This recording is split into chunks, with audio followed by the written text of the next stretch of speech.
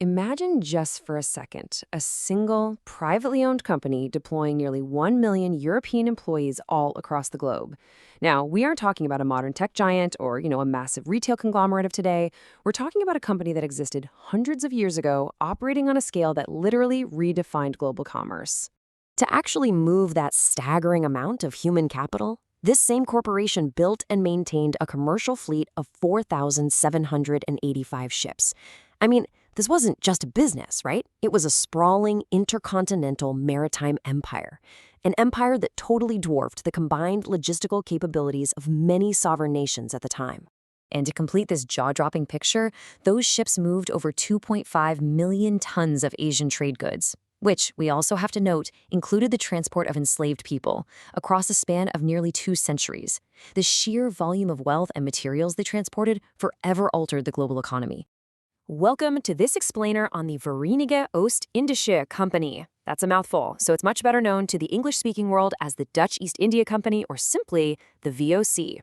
Today, we're going to unpack the 200-year corporate arc of history's very first megacorporation, examining exactly how it rose to unimaginable wealth and, ultimately, why it collapsed under its own weight. Okay, let's dive into this. First, we'll look at the first global megacorporation. 2, cornering the spice market. 3, the business of empire. 4, shareholder revolts and governance. And 5, the fall of a giant. Section 1, the first global megacorporation, visualizing the monopoly. When we talk about the VOC, we're really looking at the blueprint for the world's first multinational conglomerate. They operated across multiple colonies and countries from east to west, creating a corporate identity and logo that became recognized worldwide. And this brilliantly illustrates just how massive they were. When you compare the VOC directly against its closest rival, the British East India Company, the numbers are just staggering. The British IIC had 2,690 ships and carried only 1/5 the tonnage of goods that the VOC managed. So the VOC didn't just participate in the Asian trade. Statistically speaking, they absolutely eclipsed all of their European rivals. Section 2, cornering the spice market, from high-risk startups to a united cartel. So how exactly did a group of Dutch merchants achieve this unprecedented scale? Well, it was born out of a desperate need to bypass Portuguese monopolies and satisfy this massive inelastic demand for spices like pepper, nutmeg, and cloves back in Europe. The chronological progression here is super fascinating. In 1595, we see the beginning of high-risk single-voyage expeditions. Investors would fund one trip, and if the ship sank, well, they lost everything. But the rewards? Massive. In 1598, Jacob van Eyck's fleet returned 400% profit. Now, realizing that oversupplying the market could crash prices and seeing the English form their own monopoly cartel in 1600, the Dutch government stepped in. By 1602, they merged all these scrappy competing companies into a single unified cartel, the VOC. Structurally, the VOC was built from 6 regional chambers. Together, they raised an enormous startup capital of roughly 6.4 million guilders. To put that into perspective, that's equivalent to over 260 million euros today. But notice the financial dominance of Amsterdam here, providing over half of the initial capital. This financial leverage meant Amsterdam had a really decisive voice in the boardroom, shaping the company's aggressive expansion strategies going forward. Section 3, the business of empire, monopolies, and human cost. When analyzing this history, we really have to look objectively at how this empire operated. The immense profits the VOC enjoyed were intrinsically linked to a vast human cost across the regions they exploited. To enforce their trade monopolies, the Dutch government granted the VOC extraordinary quasi-governmental powers. As defined here, the company actually had the legal ability to wage war, execute convicts, negotiate treaties, mint coins, and establish colonies. I mean, they were a privately traded company, yet they operated with the full military and diplomatic authority of a sovereign nation. It's wild to think about today. To enforce these monopolies in the 1620s, under Governor-General Jan Pieterszoon Koen, the VOC targeted the Banda Islands to secure a total monopoly on nutmeg. The historical record shows that almost the entire native population was driven away, starved to death, or killed. The VOC's explicit goal was to completely replace the local population with Dutch-controlled plantations, thereby artificially restricting the global supply to maximize corporate profits. We see another stark example of this violence a century later in 1740. When the global sugar market crashed, it caused massive unemployment among Chinese sugar traders in Batavia, which is modern-day Jakarta. Amidst local government inaction and rumors of forced deportations, violence erupted. As the source text states, quote, military and impoverished citizens started slaughtering and pillaging the Chinese community. This massacre was so severe, it actually forced the VOC's board of directors to launch an official investigation into their own colonial government. Section 4. Shareholder Revolts and Governance. The First Short Seller.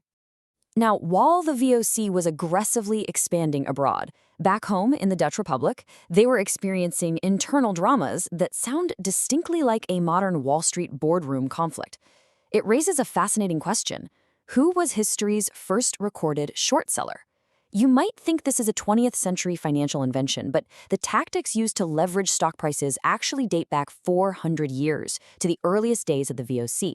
The answer is Isaac Lemaire, one of the VOC's largest initial shareholders.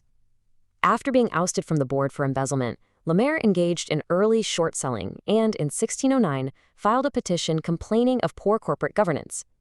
This was history's first recorded expression of shareholder activism. Later, in 1622, a broader shareholder revolt took place, demanding a proper financial audit. This is widely considered the genesis of corporate social responsibility, as investors actively demanded transparency from management. Now, what's really interesting about this slide is the incredibly colorful, angry language these early investors used. They distributed pamphlets complaining about management's secrecy, literally accusing the directors of ensuring the account books had been smeared with bacon so that they might be eaten by dogs before anyone could audit them. Yeah, smeared with bacon.